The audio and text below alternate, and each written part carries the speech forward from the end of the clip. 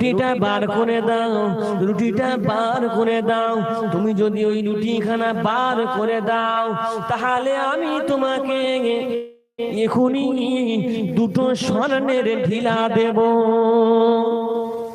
ইহুদি মনে মনে করছে, যদি ঈসা নবী আমাকে দুটো স্বর্ণের ঢিলা দেয়, তাহলে আমি ওই স্বর্ণের ঢিলাটা বাদ দেবো, নিয়ে নেব, রুটি দুটো আমি দিয়ে দেবো।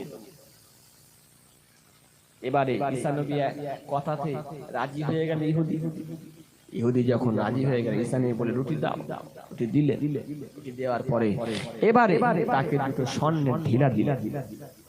স্বর্ণের ঢিলা দিয়ে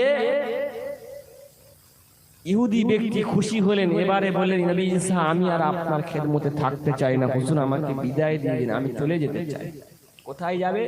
না হুজুর, এই স্বর্ণের ঢিলা যখন পেয়ে গেছি হুজুর, আমি আর আপনার খেদমতে থাকবো না, আপনার খেদমত থেকে আমি বিদায় নেব, নিয়ে আমি চলে যাব।